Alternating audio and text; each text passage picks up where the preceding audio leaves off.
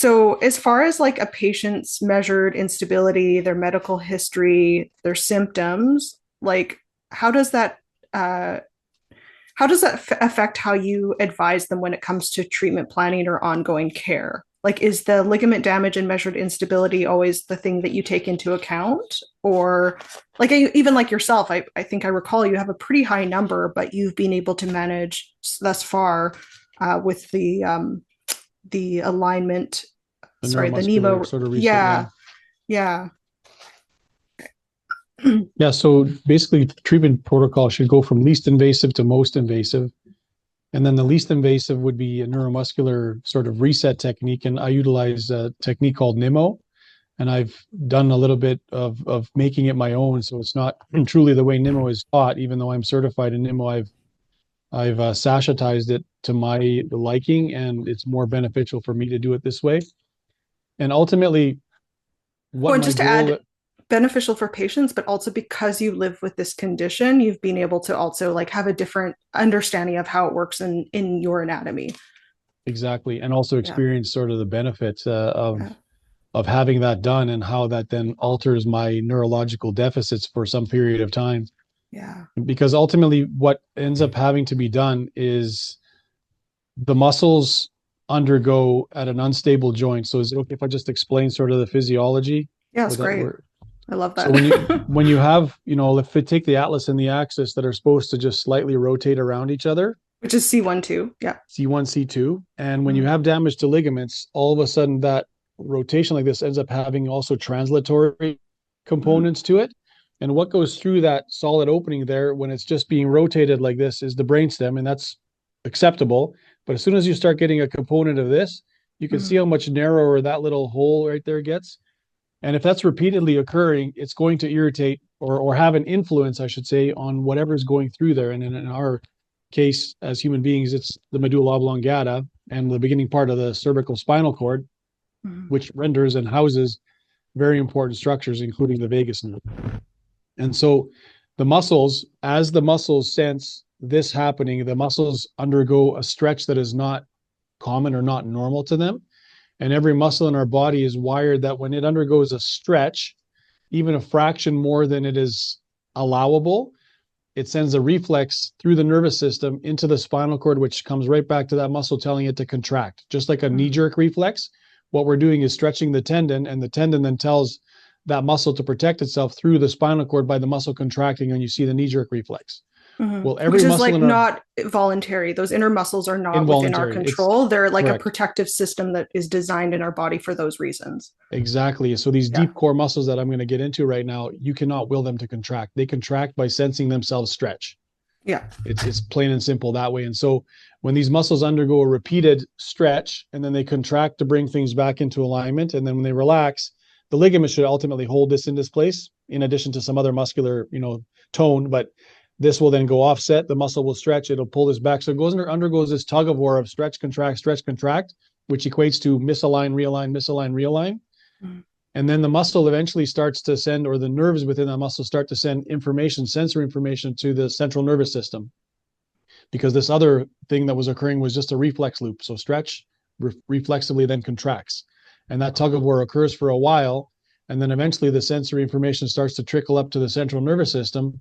Then the central nervous system, instead of just an occasional response down to a stretch, it actually sends a constant stimulus down to that muscle, which alters its tone. So the muscle actually shortens its length Mm-hmm. permanently while that neural impulse is being generated. And so we have what would be considered an increase in tone of that muscle. So as it was relocating this thing, when it increases its tone, it actually overshoots and creates a offset the other way, let's say, by a fraction. Mm-hmm. And when it creates that offset and becomes rigid and increases its tone and doesn't want to give up, then that causes a more longer lasting sort of compressive force as opposed to just a slight compressive force realign on the brainstem and upper cervical spinal cord, resulting in more notable or noticeable or prolonged neural symptoms that are impairing. And Mm-hmm. so the technique that I utilize, this Nimmo, Oh, can I just that add? So you can be, if you're stuck in that, you can actually be stuck in misalignment plus having slippage. So you go from more irritation of movement But also when you're in your most resting position, you can still be out of alignment. Yeah. Okay. Thank you. Correct. And so the goal is not to strengthen the muscles or to stretch the muscles. The goal is to basically press out the trigger points which form in those muscles as they increase in tone and shorten down, so that when you press and hold and release the trigger points, you're actually also forcing the cross bridges to relax. But more importantly, you're also squeezing out and holding out. And that's why I prefer to hold for at least 20 seconds compared to Nimmo's, 6 to 10 seconds, Mm-hmm. because I believe that holding the lactic acid out of that piece of muscle tissue that I'm pressing on, allowing a lymphatic system to sweep that away and get rid of it, so that when I release that trigger pointed area, it will fill with fresh blood full of nutrients and oxygen, and the lactic acid will have been removed by the lymphatic system by me not allowing it to seep back in for the duration of at least 20 seconds. And so then I'll traverse along the path of that muscle, trying to get as many trigger points to do this. Mm-hmm. And then when that's happened, the muscle doesn't become stronger. It doesn't become more loose. It becomes more responsive. So yes, it lengthens. So if we're going to call that stretch, I wouldn't call it stretch because I haven't pulled endpoint A away from endpoint B. I've just traversed along the path of that muscle and released each trigger point, which was a contracted section, Mm-hmm. allowing that contracted section to normalize, the next one to normalize. So then you do elongate the muscle without actually having stretched it. Yeah. The ultimate goal is to restore that muscle's ability to sense itself stretch and then respond by contracting, because ultimately that's what it has to go back to doing effectively. Mm-hmm. Because the underlying problem is not the muscle. The muscle is actually extremely smart. So the medical system treats it as stupid and tries to subdue it. Yeah. But the muscle is extremely smart and is doing exactly what it's supposed to do with the condition that it's been given, which is the ligament damage and the instability or the excessive movement. Mm-hmm. And so the goal is to reset that muscle's capacity to quickly, efficiently, and effectively sense itself stretch, and then correct that by shortening. And then you get into that loop again, which eventually involves the central nervous system, which eventually increases the tone, which eventually creates an offset to the opposite direction, which eventually then results in more persistent, longer lasting, and elevated neurological symptoms. And that can all be restored or reset by just putting that muscle back into its responsive state so that it can sense things going out of alignment and quickly realign them under involuntary control, like you said. Mm-hmm. And the reason that I position people in a particular way is that as I'm pressing, I don't want to actually create that shear, which would then irritate the brainstem and the structures bouncing or branching off of it. I want to try to maintain that opening as open as possible. And so what we know is that if you put people into certain positions in absence of healthy ligaments, you can have what would be deemed a bony interlocking, so that any pressure, once you have a bony interlocking, then the ligaments become irrelevant. The bones are interlocked in a way that when you put forces on them, they're not going to shear. They're going to stay as one solid structure. So by creating that bony interlocking and then taking the muscle and pressing it up against those bones, which is what you need to do because you need a hard undersurface to basically squeeze that muscle against something to release the lactic acid and create this sort of therapeutic effect. But the bony interlocking mechanism allows for me to press, or allows somebody to press that muscle up against the bony underbacking to allow that the lactic acid and the trigger point to be pressed out of there. Mm-hmm. If you don't have someone in a bone locked in bone position, any pressure, so if someone's left in neutral and you do that pressure, you actually get this shearing. Mm-hmm. So even though the treatment might actually feel decent, like it's a nice muscle treatment, because of that shear that's occurring, the neural structures going through there are being influenced by that shear or that slight bump up against them. So the treatment might feel great, but then afterwards a person might feel lightheaded or dizzy or nauseous or some subtle neurological manifestation, which does settle back down. But the reason that happens is because the neutral positioning allows for that displacement of the bones when there's damaged ligaments, versus the bony interlocking that when you press, you're not going to have any shear shift. So then initially the people feel bobbleheaded because those muscles have been in an elevated state of tone for a long period of time. So when you then reset them back into a functional state, they're not truly functional yet. They're just scrambling and trying to figure out what to do with that new capacity to do something. And so for the first, 3-4 treatments, a person might kind of yo-yo between, either feeling good or feeling really crappy. But at some point in time, those muscles catch up and actually start responding the way they should. And at that point in time, a person starts to notice, significant relief, and then keeping that level of functionality by either self-administering or having somebody else administer it tends to be the most effective way to do this. And like I said, for myself, it's a daily concept or daily component that I have to do on a daily basis.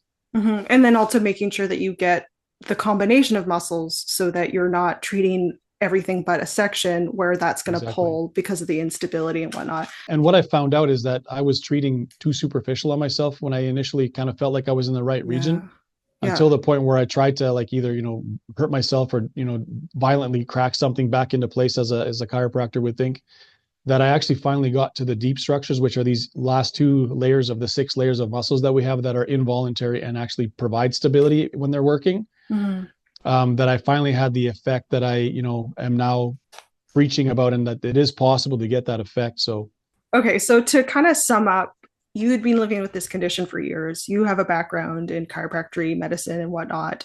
You were having extreme pain where you were just so desperate that you were trying things and just so frustrated with that compression feeling and whatnot that something changed in your body that kind of created this piece where you're like, wait, what is it about pushing this hard and addressing that like that internal structure, or later looking into it and figuring out what that structure was, and then starting to first work with yourself in a different way based on looking at anatomy and whatnot, and then eventually starting to work with patients and then having a patient base that actually has been having a lot of improvements based on using that technique, getting that alignment going, making those tissues healthier, and that ongoing care.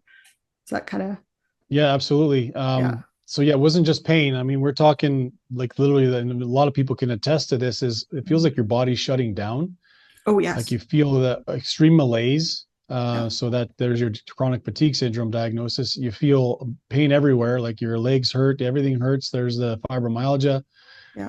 Your heart races when you change. There's your POTS. And so for me as well, it was, weird urinary urgency, as I Yeah. touched on before about some of the main symptoms. So I was not at all hydrated. I felt like drinking nothing, eating nothing, but I had to go pee like every 15 minutes, Yeah. and That's something would come relatable. out, and it would be very dark and chocolatey, almost like I was having some kind of a kidney failure. Wow. And Yeah. that would last for 2 days, and then I thought I was getting the worst flu in the world, and then I'd come out of it. And so ever since I figured this neuromuscular technique, that stopped happening. Yeah. And so the the efficacy of that, and again, like you said, then I went and started diving into like what was the reason that I had such a dramatic improvement from doing something that I thought was going to either hurt myself or that was relatively violent, Mm-hmm. only to realize that our tissues can take a lot more than we're trained or think that they can take. Mm-hmm. Even now, when somebody, student or another doc comes through here and wants to observe, and I let them try certain things on me, with my guidance as to how to do it properly, but Mm-hmm. And the um, locking. they don't have enough power to generate to actually get to my deepest structures, to actually make me feel like it's a therapeutic version of what I do. Yeah. And so we can take a lot. That's what shocked me the most, is that our anatomy can take a lot. And some people, unfortunately, whether they can't mentally prepare themselves for that type of treatment, or they just literally can't handle that type of treatment. Even the Yeah. softest version of what I do feels like too much for them. So Yeah. this neuromuscular reset definitely isn't for everybody, but it is for the vast majority of people. Yeah. And what I would always suggest is that they should expect to see some kind of refractory benefit starting at about treatment 4, once they've kind of yo-yoed through the initial, bobbleheadedness and potential flare-ups, because now their muscles aren't actually able to do anything. Before, they were rigid and toned and locked down, which was providing some stability. Mm-hmm. And as we try to bump them out of that and to get them to be responsive so that they're not repeatedly causing brainstem irritation at a subtle level, they get bobbleheady and more symptomatic. And then as the muscles finally start to respond, uh, actively, quickly enough, and forcefully enough, then you get the stabilization, and their neurological symptoms become less. They have less headaches, they have less blurry vision. Mm-hmm. And then it's a matter of continuing to hold it at that state, or revert it back to that state as frequently as possible. And I think for most people, they don't realize how frequent that is, because the main question I will get from patients is, well, how many times a day do I do this? And there is no, it's not like working out. You do 3 sets of 10 and you're done. Mm-hmm. I do it personally by sense. So if I start feeling like my vision is getting a bit blurry, or if I get up from doing something, I'm a little bit off balance, I know that something inside is causing irritation in my brainstem, which is skewing the ability of my cranial nerves to govern properly, and my cerebellum to properly govern what's going on. So then I'll just deviate and do that tissue, the technique on myself for 2 or 3 minutes, and lo and behold, my vision will clear, my pressure in my head will clear, and my balance will be better. As three simple examples, but I And might also have to, those, oh, sorry. but I might Yeah, have to those, do that several times yeah. a day.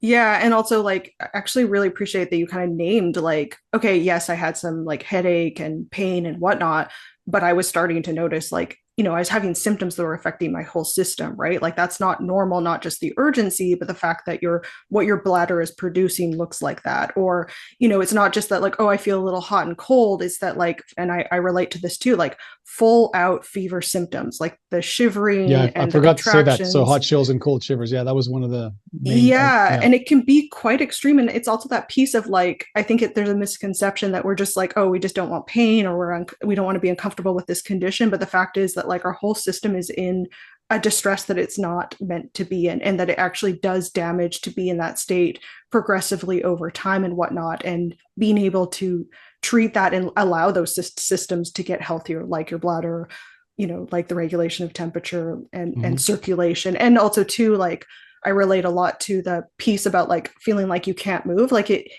at least for me, it progressed to a point where it wasn't just like I felt tired. I actually felt like I didn't have the strength in my spine. Like it felt very neurological that system wasn't supporting me. Sometimes it felt like there wasn't enough connection. Sometimes it felt like there was too much compression.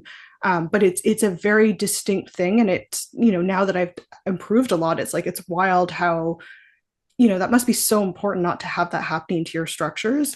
And then we're also looking at like less invasive um, measures. Commonly, what I've heard in our system is like, physical therapy and whatnot, which for some people maybe works. Maybe strengthening is okay. For others, it makes our symptoms much worse because we don't have that alignment. So we're adding on tension to something that is misaligned. But also, a lot of people, because of the contractions in the muscles, are receiving things like Botox. And I've heard a lot about like that is very like problematic in a patient base who has instability. And then also just quickly touching in Botox, and then also that some people are getting flagged enough they're having fusions, as you said, everywhere but C1 2, but that also maybe speaking to how that can actually make things a lot worse in the most mobile part of our spine.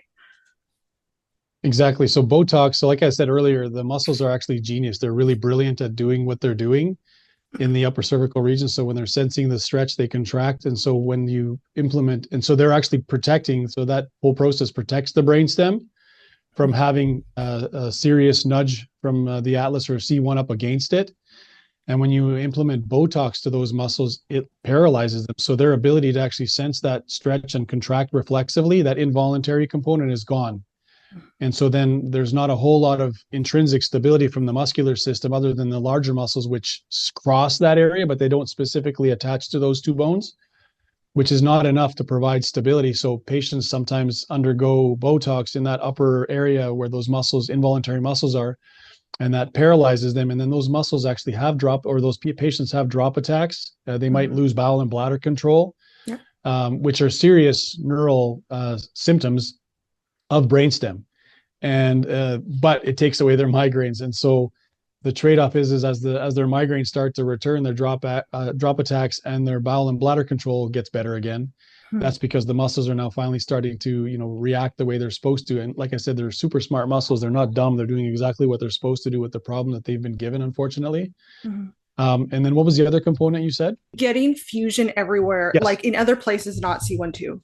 So C1, C2 by definition is the most mobile portion of our entire spine. And so when that becomes even more mobile by ligament damage, or then we would call that unstable. And if you go and some of that instability trickles over to adjacent levels, which then allows for a bit of a compensatory looseness everywhere. And so when you have, say, a fusion at C2-3 or C3-4 or somewhere else where the majority of neurosurgeons can attest to people having instability that they feel and deem is surgically repairable, And they're more you comfortable working in those levels. they are, yeah, Yeah. because there's the only thing that's there is the spinal cord and exiting nerves, and not the brainstem, which is probably the most important neurological structure in our body that is extremely delicate. Mm-hmm. And so addressing, say, like I said, a C3-4 and fusing that, there is something called adjacent segment syndrome. So when you have a portion fused, the segment above, or potentially even 2 or 3 segments above that, is affected by the fact that there's not this wide distributed mobility through the entire region, Mhm. that it accentuates the forces of movement on segments above and segments directly below the fusion point, which could then accentuate the instability at C1, C2 if you had C2-3 or C3-4 fused, because it's no longer C1, C2 and then just dispersed like laxity or hypermobility through the rest of the cervical spine. But then you have this point that's fixated or surgically fused at say C2, C3, and or C3, C4, which then accentuates the movement loads up at C1, C2, which might then manifest as what appears to be more instability at C1, C2 because of the lack of disbursement of that total motion through the other area that has been fused.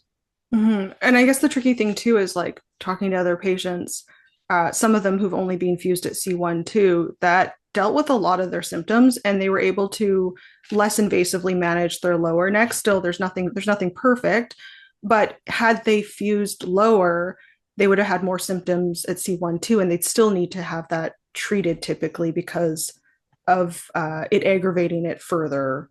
Yeah, potentially. So Yeah. if it does feel like it aggravated it further, then probably something did occur with that lower fusion that put more load on the upper area, which Yeah, could and make they're could make it like, more symptomatic. yeah, and I feel like they've been like, I'm thinking of the people I had conversations with, like they were offered the lower cervical because they saw the problem, but also their symptoms, but a lot of their symptoms sound brainstem like. So Mm-hmm. it's essentially you're trying to fuse lower to treat upper, but you're creating more motion upper at C1, 2, and that can be problematic. And I think it's just important people kind of maybe have a little bit of that knowledge to give a little bit agency in their own decision Yeah, making and whatnot. yeah. Okay. So, and you were saying like for physicians who are most experienced with like CCI, AAI, working in this field, um, the types of imaging they really rely on. Maybe you can just name what they are and what the diagnostic advantages of each type. The ones they rely on the most, if they're doing interventional medicine, which is some kind of an injection therapy to try to regenerate the ligaments that have been damaged, is their gold standard is motion X-ray. Yeah, That's yeah, that's a that's a gimme as far as what they require to be able to perform their task as a person who does injections for regenerative purposes. yeah, When you get into the neurosurgery component, that helps, especially the ones that understand the relevance of it, and some still unfortunately don't. yeah. So then they will gravitate towards MRI or CT. Okay. And so I was lucky enough to be able to convince a few neurosurgeons around the world that they should start doing CT scans in rotation positions. Yeah. And that ended up allowing them to see things that they didn't see before, because mostly it would be conducted in flexion and extension, which, as I touched on earlier, is just one plane of motion, which addresses only the transverse ligament in general. And so if there's no ADI increase, then they don't have craniocervical instability. But when you put them into rotation, which is an alar ligament phenomenon, and their facets at C1, C2 in the rotational CT are almost dislocating, Mhm. then that is a strong signal for them that they're dealing with a pathological laxity of ligaments in that region that would then qualify the patient for surgical intervention. And so, thankfully, it's starting to catch on the need for positional and stress imaging as opposed to neutral anatomic imaging, Yeah, which absolutely. which is not as helpful for dynamic or functional components of the body. Yeah, and I'm glad you knew about those things because also I was able to get rotational CT to also give that extra information to the Mm-hmm. neurosurgeon and whatnot as well. So considering that like there's a well-established role of X-ray in medicine and fluoroscopy in surgical guidance, why do you think some healthcare professionals are overlooking diagnostic information provided by digital motion X-ray (DMX)? I think it's just simply the that it's not touched upon in the education for both medical doctors, medical specialists, as far as using it diagnostically, Mhm. and also for chiropractors. And I think it's slightly changing as time goes on, as more of this starts to become known and more people start to get results. But however, in a lot of my lectures and presentations, I always reference the Buonocore article from 1966 published in the Journal of the American Medical Association, where this group of medical doctors wrote a paper and an article deeming the motion X-ray as the gold standard for determining the integrity of the structures of the neck. So that would then indicate ligament Yeah. damage or not. And they also indicated that that is the gold standard for determining the potential failure of surgical hardware, because you have to move the components or allow the components to be moved around to see whether or not surgical hardware has come loose, because you can see it moving around in motion versus doing just a static CT scan and assuming that it's, blended or fused to the bone, or it hasn't, because that really is an assumption. There are Mm-hmm. certain things that they look for that will say, well, it's likely fused or it's likely not fused, but doing motion X-ray absolutely allows you to see whether or not a screw is staying in its spot or if it's sliding around. Yeah. And the same thing with the seven bones in the neck. It allows you to see whether they're moving too much relative to each other or not. And that And it, change in positions too, right? Like you're yeah, seeing in motion. So you're seeing like when that person transitions from one thing to the other, yeah, is there a weird point in how the hardware moves, or is there a weird point in how the vertebrae moves and whatnot?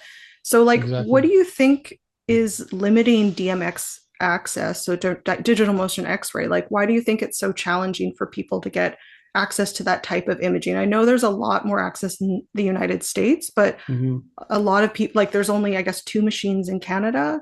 And Yeah, there's three, I think, but one is being used for barium swallows somewhere, like, which is a oh, acid reflux sort of yeah. study. What do you think But could there are like yeah. two being used, the one in Western Canada and one in Eastern Canada, for the purposes of diagnosing instability in the cervical spine. Mm-hmm. Like what do you think Um, needs to happen to also like get the results paid more attention to, but also like greater access? Like so for people in Europe, for example, I don't know of anyone yet who maybe Spain has had access. yeah, so I mean, that's a tough nut to crack, because ultimately educating physicians who would be the ones implementing or executing this type of diagnostic procedure on their patients in their clinic Mm-hmm. would be start point one. And Mm-hmm. because you're diagnosing instability, it, hypothetically takes away your job as a, average chiropractor or an average physiotherapist or an average whatever Mm-hmm. kind of manual medicine individual, because the gist of all manual medicines is to deal with joint restriction, joint fixation, loss of range of motion, and the Yeah. push is always for improving range of motion, improving joint mobility. And so this is the reverse of that. So you're finding the problem that's the exact thing that you're trying to create by all the treatments that you're Mm-hmm. rendering on patients. And so one would have to be very soft tissue oriented, like I am, because of my own problems and my own experiences with what was the most effective for me, to see the value in diagnosing somebody with joint laxity. Mm-hmm. Because, like I said, all the manual therapies are trained to deal with joint rigidity and stiffness. Yeah. And everything that is done therapeutically is to actually make them more lax or more movable. But Mm-hmm. this actual problem is actually a problem of too much mobility or joint laxity. And so, how do you address that with tools that are geared towards improving joint mobility? Because you're Mm-hmm. actually then perpetuating the problem. And so, when there's a lack of results or a recurrent flare ups that these types of therapists are seeing in patients, they're inevitably dealing with somebody with instability and not someone with just the classical rigidity of joints that need improved motion. Yeah, so So it's like you need a new skill base, but you're also challenging everything that you know and how to do, which is also kind exactly. of it confuses things. So lack of an awareness is one thing, but a whole other thing is like how do I relook at my Yeah. practice and whatnot? And that needs to also happen so that people can start to get Yeah. like, yeah. And then the access to it is limited by the availability of it. And so for my US clinic, I bypassed that by building my own motion X-ray machine Mm-hmm. that didn't come from DMX. And I would humbly say or recognize that I think it does a better job than my DMX machine does. Mm-hmm. But they're both relevant and valuable in diagnosing the instability. And so by the default of me creating my own machine, I could create another one tomorrow, should I want to, for another facility Okay. that might want one and doesn't have access to a DMX, or chooses to not go that route and wants, a one of Yeah. type Is it machine that does the is it same thing. because DMX there's like some like medical licensing rules? Like is there some weird controversy about My that? understand Like, well, my understanding right now is that this was probably like 10 or even more years ago that DMX's license expired for the Canadian market, and they okay, required them to reapply yeah, because I believe before that it was licensed and registered in Canada as a class whatever ionizing yeah, device, and it should have been classified differently. So it was registered under an inappropriate classification system for I think 10 years, and it mhm, required reclassification. And I don't think the manufacturer ever chose to go that route. And so currently in Canada, you cannot import a DMX machine because of that, because there is no actual license uh, with Health Canada. And so the bypass for that it's is really for too me to bad. for me Like, well the yeah, bypass for that is for me to build one. yeah, So, and it's not going to be a DMX, it's going to be a one of for whatever clinic wants to utilize that type of technology to diagnose their patients. So it's very possible and it's very okay, that's good to know. realizable. And Yeah, like I said, I was forced for my clinic in the on the US side to build my own because there was nothing available. So because of all the stuff that I learned over the last, 15, 20 years, I was yeah, able to build my own, and it's a one of, and it does exactly what the yeah. DMX does. It's really awesome what it does, but also like it was interesting to hear like how rare the findings were being listened to, considering how familiar they were as far as the general idea of like, video x-ray and surgical or x-ray. Like it's taking those technologies and doing something really special with it, but it's still like it's not totally unfamiliar. And so last quick thing would be people needing second opinions, people needing someone to advocate, people needing to have their medical information looked at. We would recommend someone like you. Do you want to maybe give some of your information on how people can contact you? I'll put it in the notes as well. Yeah, local people in the greater Vancouver area generally come and make an appointment here. So at whiplashclinic.com is how they would gain access to the contact information. People Mhm. from further away and sometimes even from Vancouver choose to want to have a virtual in this day and age where people have become used to that. And so that they would schedule through drblaskovich.com.